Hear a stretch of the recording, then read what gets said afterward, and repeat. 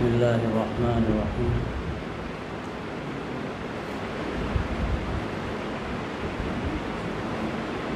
الحمد لله رب العالمين،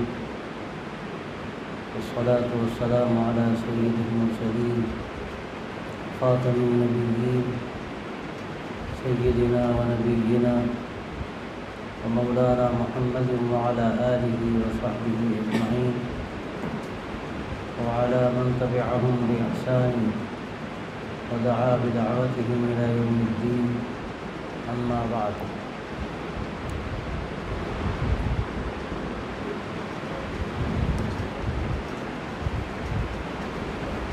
أعوذ بالله من الشيطان الرجيم. فأما الزبد فيذهب جفاء وأما ما ينفع الناس فيمكث في الأرض. صدق الله العظيم.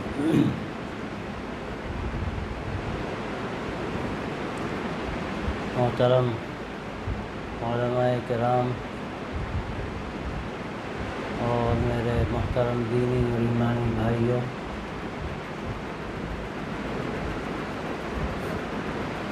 یہ میرے لیے سعادت کی بات ہے کہ میں اس مدرسے میں پہلے بھی حاضر ہوا اور یہاں جو خدمت انجام دی جا رہی ہے تو قدر امتنان و شکر کا اور احسان مندی کے جذبات کے ساتھ ایک ایسی محنت ہے کہ جس کی نظیریں کم ہیں. وقت کی بڑی ضرورت ہے. ہمارے معذور بچوں کے لیے جو انتظام ہے یہ اللہ کا فضل ہے، اس کی توفیق ہے. اس وقت آپ حضرات اس موضوع کو لے کر یہاں تشریف لائے ہیں، وہ وقت کی بڑی ضرورت ہے. ہم لوگ اس وقت جن حالات سے دوچار ہیں ساری دنیا میں اور اس ملک میں، وہ ایسے حالات ہیں کہ اس میں ذہنوں کو خراب کیا جا رہا ہے اور اسلام کے بارے میں اور مسلمانوں کے بارے میں غلط فہمیاں پیدا کی جا رہی ہیں. ایسے حالات میں اگر خدا نخواستہ ہم غافل رہے اور ہم نے ان غلط فہمیوں کے ازالے کی کوششیں نہ کی تو ہم سب خطرے میں. ایک طرف سے طوفان ہے اور ایک طرف سے کوئی اس کو روکنے کی تدبیر نہ ہو تو ظاہر ہے اس کا نتیجہ یہ ہوگا کہ جو کچھ بھی ہے وہ سب طوفان کی نظر ہو جائے گا. اور طوفان آنے سے پہلے باندھ باندھنا پڑتا ہے. جب طوفان سر سے چڑھ جائے اور زیادہ تیز ہو جائے تو اس کے بعد باندھ باندھنا بھی کوئی آسان نہیں، اس میں کامیابی مشکل ہوتی. میں آپ حضرات سے یہ بات کہنا چاہتا ہوں کہ حالات کتنے ہی خراب ہو گئے ہوں لیکن ابھی ایسا نہیں ہے کہ ہمارے ہاتھ سے کام نکل گیا. ابھی اللہ کا فضل ہے، بڑی تعداد میں ایسے ہمارے بھائی ہیں، برادران وطن ہیں کہ ان کے ذہن ابھی کھلے ہوئے ہیں. ساری کوششوں کے باوجود میں تو یہ سمجھتا ہوں کہ بھی اکثریت کے ذہنوں کو خراب شاید نہیں کیا جا سکا ہے. ایک بڑی تعداد ہے جس کے ذہن خراب ہوئے ہیں اور ایک تعداد ایسی بھی ہے کہ جن کے ذہن پہلے ہی سے خراب. وہ سارے حقائق کو جانتے ہیں اور جاننے کے باوجود وہ ایسی باتیں کہتے ہیں کہ جن کا حقائق سے کوئی تعلق نہیں ہوتا. یہ تو وہ لوگ ہیں جو سوتے بنے ہیں، اور جو سوتا بنا ہو اس کو آدمی اٹھا نہیں سکتا، جو سو رہا ہو اس کو اٹھا سکتا ہے. اکثریت سو رہی ہے، اس کا اٹھانا کوئی زیادہ مشکل نہیں ہے. اور جو حضرات ہمارے ساتھی کام کر رہے ہیں ان کو اس کا خوب تجربہ ہے.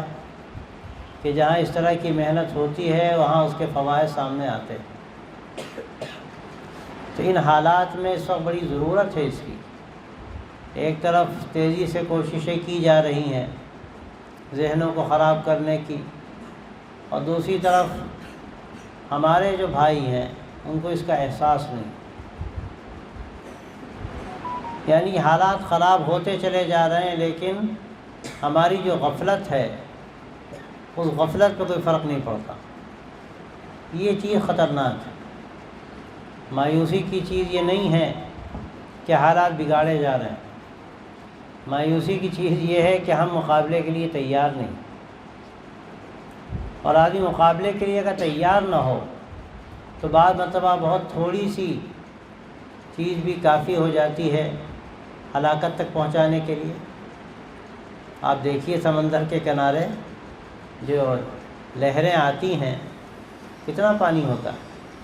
گھٹنوں تک ہوتا ہے یا زیادہ بہت آگے ہوا کمر تک اگر آپ کنارے کھڑے ہیں۔ اب اگر آپ غافل کھڑے ہیں تو آپ کے گھٹنوں تک کا پانی بھی ہو سکتا ہے کہ آپ کو بہا لے جائے،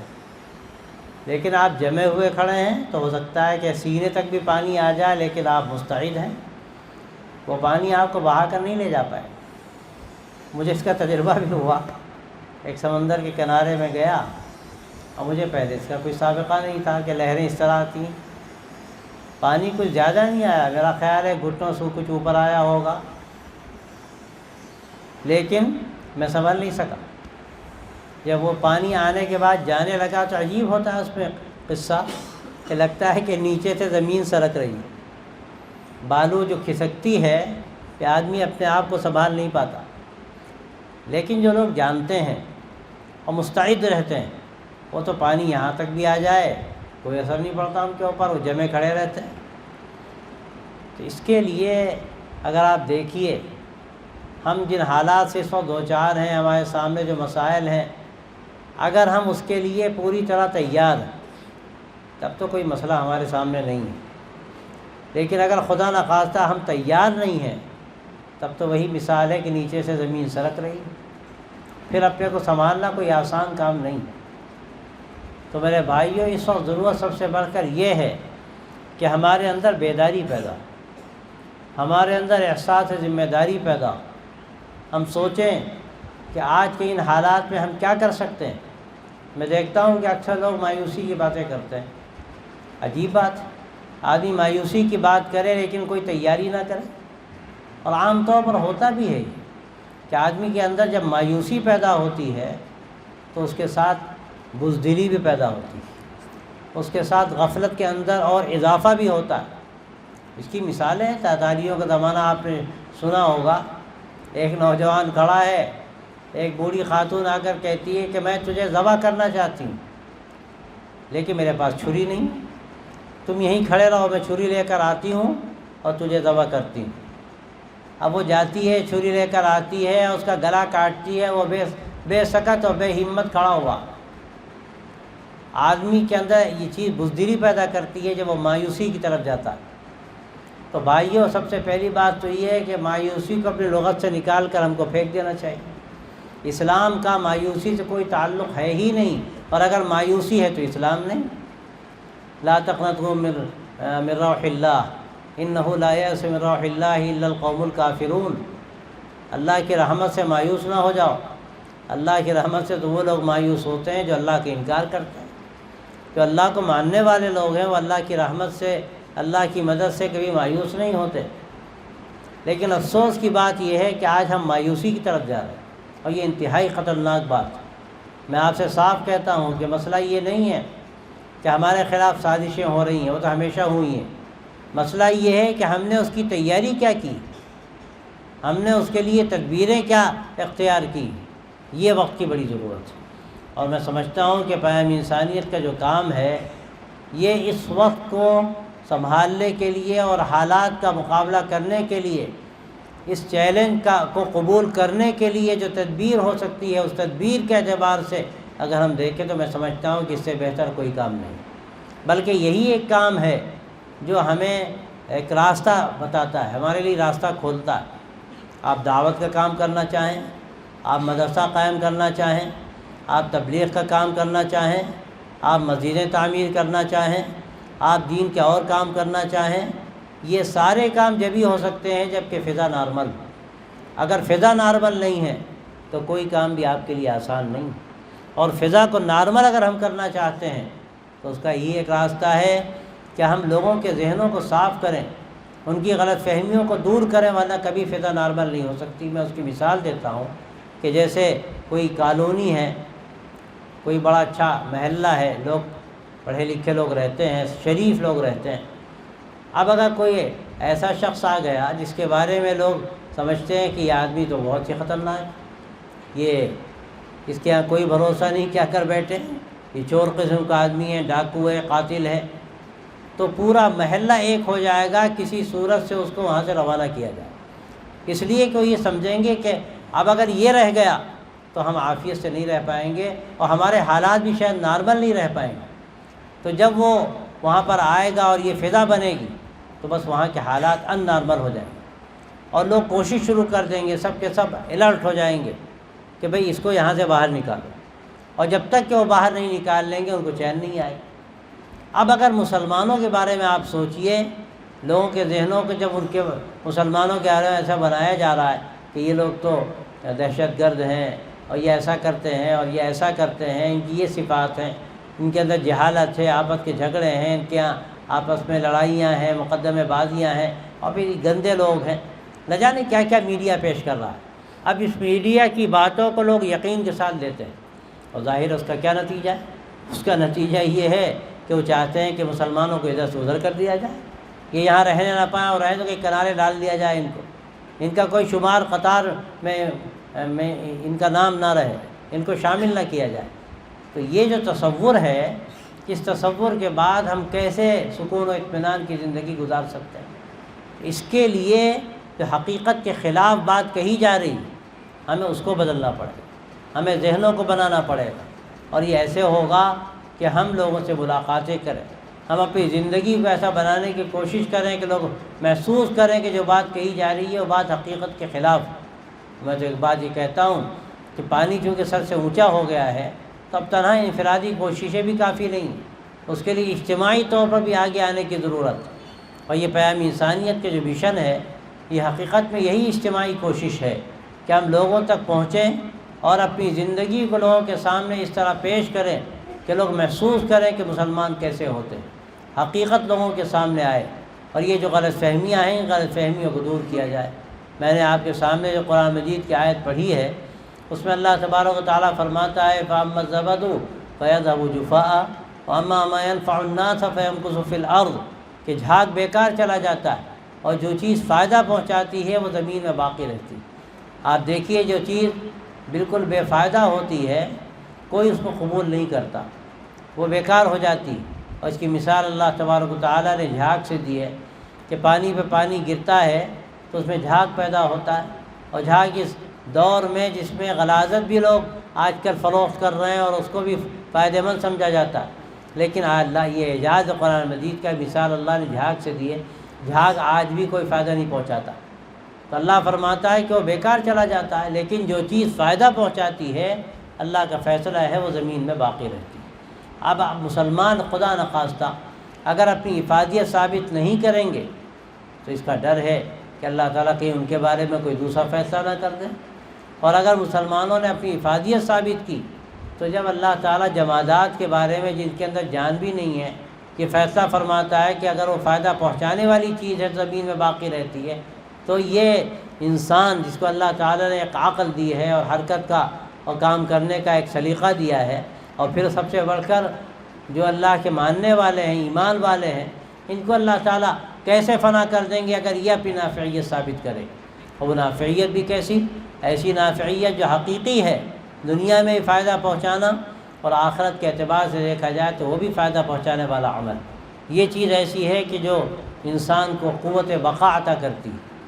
انسان کو باقی رہنے کا اس کے ذریعے سے اللہ کے یہاں فیصلہ ہوتا ہے۔ تو بھائیو یہ پیام انسانیت کا جو کام ہے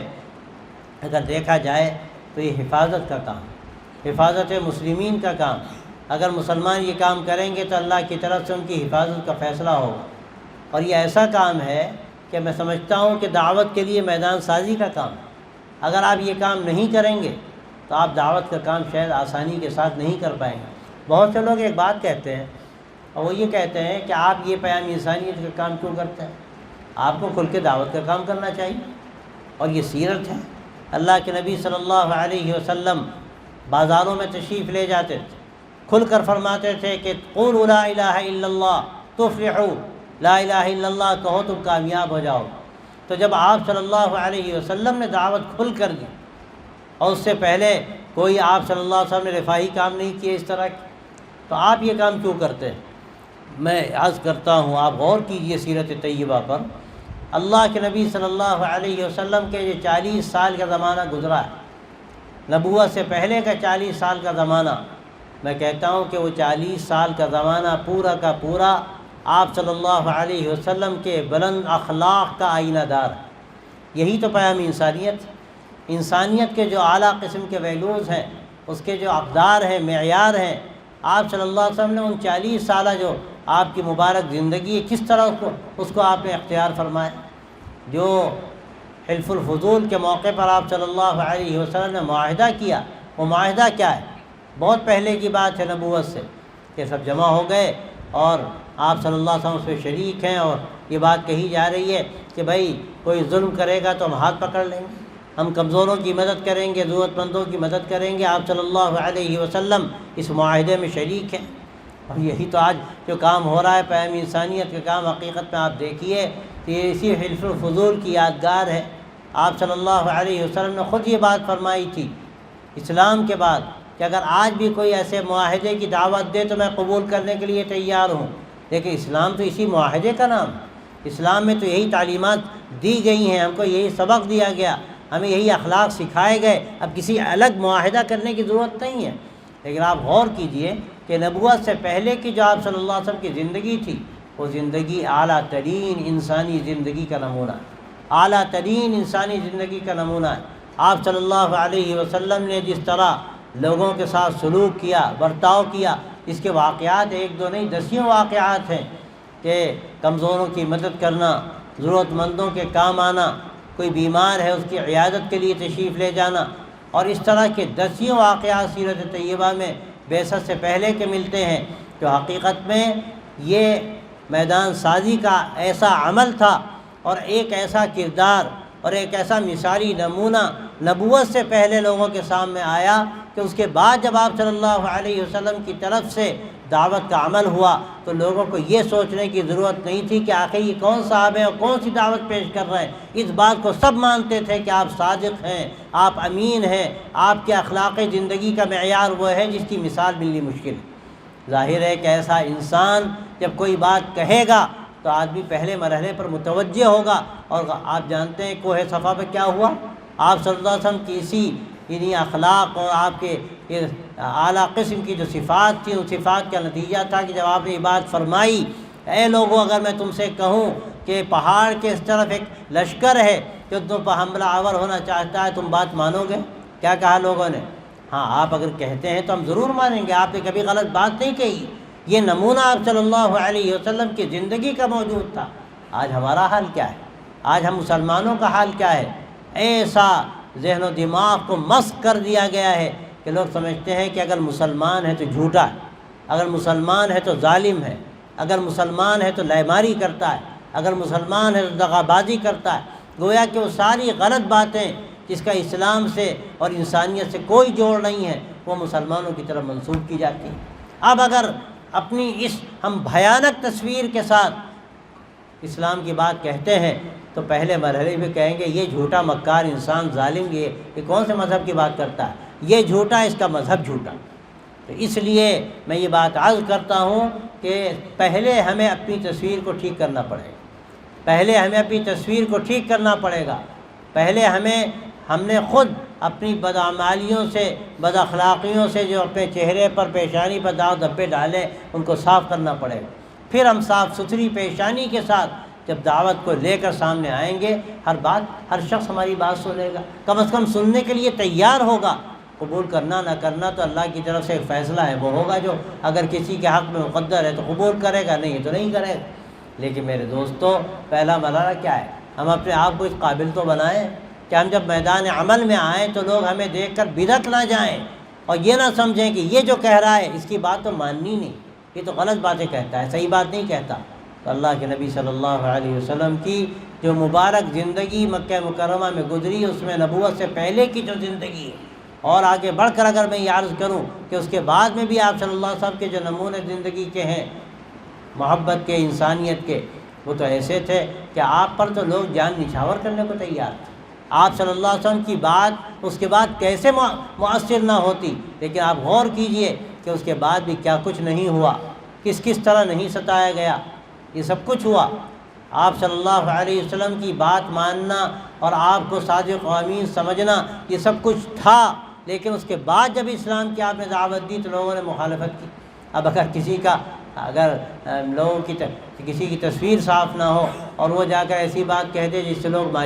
مانوس نہیں ہیں، تو کیسے کوئی بات مانے گا؟ تو اس لیے پہلا مرحلہ یہ ہے کہ ہم کلمہ سوا کو اختیار کریں، کامن پوائنٹ اختیار کریں۔ تعالوا الی کلمۃ سواء بیننا و بینکم، یہ تو قرآن مجید کہتا ہے کہ کلمہ سوا کی دعوت دی جائے، پہلے جو کامن پوائنٹ ہے اس کا تذکرہ کیا جائے، اس سے دل کے دروازے کھل جاتے ہیں، دل کی کھڑکیاں کھل جاتی ہیں، اور اس کے بعد آدمی جو بات کہتا ہے وہ بات مؤثر ہوتی ہے، وہ بات سنی جاتی ہے۔ تو اس لیے میرے دوستوں اور بھائیوں، یہ انسانیت کا جو لفظ ہے میں کیا سمجھتا ہوں کہ کامن پوائنٹ ہے، یہ ایسا کامن پوائنٹ ہے جو دلوں کی کھڑکیوں کو کھول دیتا ہے۔ تو اس لیے اس وقت کی بڑی ضرورت ہے کہ ہم میدان عمل میں آئیں، ہم لوگوں کی غلط فہمیاں دور کریں، ہم اپنے طرز عمل سے بتائیں کہ اسلام ہمیں کیا سکھاتا ہے، ہمیں اسلام کیسی اخلاقی تعلیمات دیتا ہے، اور اسلام ہمیں کس طرح سے انسانیت دوستی سکھاتا ہے۔ تو یہ ہمارا جو طرز عمل ایسا ہے کہ اگر یہ ہم اختیار کریں گے تو آگے انشاءاللہ ہمارے لیے راستے کھلتے چلے جائیں۔ تو اس وقت کی بڑی ضرورت ہے، اور اس میں دو باتیں ہیں، ایک تو یہ کہ ہم طرز عمل سے دکھائیں لوگوں کو کہ اسلام کیا کہتا ہے، ہماری اخلاقی زندگی اسلام کی تصویر بنے، اجتماعی طور پر بھی ہم یہ کام کریں، اور اس کے ساتھ ساتھ کیونکہ حالات بگڑ گئے ہیں تو ہمیں ذہن سازی کے لیے لوگوں تک پہنچنا بھی پڑے گا، ان سے بات کرنی پڑے گی، کارنر میٹنگیں کرنی پڑیں گی، ڈائلاگ کرنے پڑیں گے، ہمیں بڑے بڑے جلسے بھی کرنے پڑیں گے، تاکہ ہم جو عمل کر رہے ہیں ہم اس عمل کے ساتھ ساتھ اپنی بات کو صحیح طریقے پر پیش کر سکیں اور اس کو لوگوں کے ذہنوں تک پہنچا سکیں۔ اب اگر یہ ہمارا جو طرز عمل ہے دلیل کے طور پر ہمارے ساتھ ہوگا تو پھر یہ ہمارا دعویٰ جو بات ہم لوگوں کے سامنے پیش کریں گے کہ ہماری بات وزندار ہو جائے گی، مؤثر ہو جائے گی۔ یہ پیام انسانیت کا کام ہے، اور یہ وقت کی بڑی ضرورت ہے۔ حضرت مولانا رحمۃ اللہ علیہ نے بارہا یہ بات کہی کہ یہ کام ایسا ہے کہ ہمارے تمام دینی کاموں کے لیے ایک حصار کا درجہ رکھتا ہے، کہ اگر یہ کام ہوگا تو ہمارے کام محفوظ رہیں گے، ورنہ کیا ہوگا؟ کہیں نعرے لگائے جا رہے ہیں کہ اذانوں پر پابندی لگائی جائے، کہیں نعرے لگائے جا رہے ہیں کہ مسجدیں ختم کی جائیں، مسلمانوں کو کہیں ان کے ملک میں بھیج دیا جائے، ان کا یہاں رہنا ٹھیک نہیں، نہ جانے کیا کیا لوگوں کے ذہن و دماغ میں چیزیں پکائی جا رہی ہیں اور پک رہی ہیں۔ اب اگر خدا نہ خواستہ ہم نے ان کے ذہنوں کو صحیح نہیں کیا تو اس کا نتیجہ کیا نکلے گا؟ اس کے بالکل برعکس واقعات بھی ہمارے سامنے ہیں۔ مانا اللہ صاحب پانی پتی کا قصہ میں نے ہو سکتا ہے کبھی سنایا ہو کہ پانی پت میں وہ سرحدی علاقہ ہے، وہاں رہتے تھے 47 کا قصہ حضرت تھانوی رحمۃ اللہ علیہ کی مجاز صحبت سے، اور بڑے اللہ والے آدمی اور بڑی محبت و اخلاق رکھنے والے، وہاں جو ان کے ہندو بھائی برادر وطن تھے وہ بھی ان سے انتہائی درجے متاثر تھے۔ سن 47 میں وہ نہیں گئے، وہیں رہ گئے۔ کوئی عرصہ گزرا تو ان کا بڑھاپا آیا تو انہوں نے اعلان کیا کہ بھائی اب میں یہاں نہیں رہ سکتا، میں اب یہاں سے چلا جاؤں۔ جب ہندوؤں کو معلوم ہوا تو آئے اور کہنے لگے کہ آپ کیسے چلے جائیں گے؟ آپ جائیں گے تو آپ کی سواری ہمارے سینے پر سے جائے گی، آپ جیسے آدمی کو ہم چھوڑ نہیں سکتے۔ انہوں نے کہا کہ بھائی میں تھک گیا یہاں رہ کے غیروں کے درمیان، تم لوگوں کے درمیان نہ اذان سننے کو ملتی ہے، اور مر جاؤں گا تو کون کلمے کی تلقین کرے گا، کون جنازہ پڑھے گا، میں اب نہیں رہ سکتا۔ لوگوں نے آخری بات یہ ہے ان سے کہا کہ آپ جیسا آدمی چلا جائے ہم گوارہ نہیں کر سکتے، آپ سے تو ہمیں بہت کچھ ملا، انسانیت کے سبق ملا، محبت ملی، آپ کو ہم نہیں چھوڑ سکتے۔ اگر یہ مسئلہ ہے تو ہم مسلمانوں کو لا کر آباد کریں گے، ہم مسجد بنائیں گے، لیکن آپ کو ہم گنوا نہیں سکتے۔ یہ ہمارا اگر معیار ہو جائے اخلاق کا، ہم سے کون کہے گا کہ یہاں چلے جاؤ وہاں چلے جاؤ؟ ہم کسی محلے میں جائیں گے، ہم کسی کالونی میں گھر خریدیں گے، فلیٹ لیں گے، لوگ شکر کریں گے اور لوگ ہمیں ہاتھوں ہاتھ لیں گے اور یہ سوچیں گے کہ اس کا آنا تو امن کی ایک گویا کہ علامت ہے۔ یہ آیا تو ہمیں گویا کہ سکون ملا کہ ایسے محلے میں ہماری کالونی میں اگر ایسے لوگ آ جائیں گے تو یہ پوری کالونی محفوظ ہو جائے گی۔ یہ ہمارا اگر طرز عمل ہے تو اس سے کیا ہوگا نتیجہ، وہ بالکل انشاءاللہ ہم دیکھیں گے اپنی آنکھوں سے۔ اس لیے بھائیو دوستو، آج کے ان حالات میں ہم نے کھیل جس طرح بگاڑا ہے اپنی بد اخلاقیوں سے، اور اسلام کی پیشانی پر جو داغ دھبے ڈالے ہیں، ان کو صاف کرنے کی ضرورت ہے، میدان عمل میں آنے کی ضرورت ہے، لوگوں تک صحیح پیغام پہنچانے کی ضرورت ہے۔ اس کے لیے وہ لٹریچر جو مولانا علی میاں کا پیام انسانیت کا ہے، وہ ایک ایک گھر تک پہنچانے کی ضرورت ہے برادران وطن میں، تاکہ وہ لوگ دیکھیں تو محسوس کریں کہ جو ہم سوچ رہے ہیں کہ جو میڈیا کہہ رہا ہے وہ کس قدر غلط ہے۔ لیکن تنہا لٹریچر پہنچانا بھی کافی نہیں، اس کے ساتھ ہمیں دلیل دینی پڑے گی، ہمیں اپنی زندگی سے ان کو بتانا پڑے گا اور یہ دکھانا پڑے گا کہ جو بات ہم کہہ رہے ہیں وہ 100% صحیح ہے، اور ہماری زندگی اخلاق کا آخری درجے کے اخلاق کا آئینہ دار ہے۔ میرے دوستو، بس یہ ہے پیام انسانیت۔ ماشاءاللہ آپ کے یہاں کچھ نہ کچھ کام ہوتا ہے، آپ حضرات اگر اس کو ہاتھ میں لے لیں اور طے کر لیں کہ ہمیں انشاءاللہ آگے بڑھنا ہے، تو آج آپ جو دیکھ رہے ہیں کہ حالات کا بگاڑ کدھر جا رہا ہے، اور میں تو یہ بھی دیکھ رہا ہوں، آپ یہ دیکھ رہے ہیں کہ حالات کا بگاڑ کدھر جا رہا ہے، میں آپ سے یہ کہتا ہوں کام کرنے والے یہ دیکھ رہے ہیں کہ حالات کس طرح سنور رہے ہیں الحمدللہ، اور کس طرح ہمارے سامنے امیدوں کی کرنیں ہمیں نظر آ رہی ہیں، روشنی گویا کہ جگمگا رہی ہے، امید کی چراغ ہمارے سامنے روشن ہو رہے ہیں۔ لیکن اس کے لیے ظاہر ہے بیابان ہے، جنگل ہے، ایک تاریکی ہے، ایک دو چراغ سے کیا ہوگا، جگہ جگہ چراغ جلانے پڑیں گے، جگہ جگہ چراغ جلانے پڑیں گے، اس کے بعد انشاءاللہ روشنی ہو جائے گی۔ تو اس کے لیے ہم کوشش کریں، ارادے کریں، ترتیب بنائیں، اور ماشاءاللہ ہمارے مولانا نذیر اشرف صاحب موجود ہیں، اس کام کی پوری ذمہ داری اور سرپرستی فرماتے ہیں۔ ہم سمجھتے ہیں کہ ان سے آپ معلوم کریں اور جو طریقہ بتایا جائے اس پہ انشاءاللہ آگے بڑھیں، تو اس سے آپ دیکھیں گے کہ پورے اس شہر کی فضا بدلے گی، پورے شہر کی فضا بدلے گی، اور آپ جتنا کام کریں گے آپ کو اس کے نتائج اپنی آنکھوں سے انشاءاللہ نظر آئیں گے۔ یہ مسئلہ ایسا نہیں ہے کہ آپ محنت کریں اور آپ کے آنے والی آپ کی نسلیں پھل کھائیں، وہ تو اور اعلیٰ قسم کے پھل انشاءاللہ کھائیں گی، وہ آپ خود اس کے پھل کھائیں گے، آپ خود اس کے نتائج اپنی آنکھوں سے انشاءاللہ دیکھیں گے۔ لیکن یہ کام کرنا پڑے گا، تبھی اس کے نتائج ہمارے سامنے آئیں گے۔ آپ حضرات یہاں پر اسی مقصد کو لے کر آئے کہ یہ جو کام ہو رہا ہے اس کا کچھ نظام سامنے آئے، اس کی ضرورت وہ ہمیں ہمارے سامنے رکھی جائے۔ یہ چند باتیں جو اللہ نے دل میں ڈالی میں نے کہہ دی، کیا بعید ہے کہ اللہ تعالیٰ ہمارے دل میں اس کو اتار دے اور ہم اس کے لیے تیار ہوں، اور میدان عمل میں آ کر انشاءاللہ ہم طے کریں کہ پورے شہر میں مختلف علاقوں میں ہمارے علماء حضرات سرپرستی فرمائیں، ہمارے نوجوان تیار ہوں اور ایک نمونے کی زندگی ہم پیش کریں، اور اس سے پورے شہر پر اچھا اثر پڑے۔ اللہ تبارک و تعالیٰ ہم سب کو توفیق دے، اللہ تعالیٰ آپ کی جمع ہونے کو مفید بنائے، اللہ تعالیٰ اس مدرسے کو ترقی دے۔ یہ خود ایک بہت بڑا کام ہے جو معذوروں کی خدمت ہو رہی ہے، ان کو تعلیم دی جا رہی ہے، کیونکہ معمولی بات نہیں ہے۔ اللہ کے قرب، اللہ کی رضا کا یہ بہت بڑا ذریعہ ہے۔ اگر اللہ کی رضا کے لیے کام ہو رہا ہے، ظاہر ہے اگر اخلاص ہے تبھی ہمارا کام مقبول ہے، اور اگر اخلاص نہ ہو تب تو کوئی بڑے سے بڑا کام کر لے اور بے قیمت ہے بالکل۔ ہم اللہ کے لیے کام کریں اور یہ طے کریں کہ انشاءاللہ ہم اسلام کا نمونہ بنیں گے، اور ہماری زندگی سے انشاءاللہ لوگوں کو راستہ ملے گا۔ اللہ تعالیٰ توفیق دے اور آپ کے اور ہمارے یہاں بیٹھنے کو قبول فرمائے۔ وآخر دعوانا الحمدللہ رب العالمین۔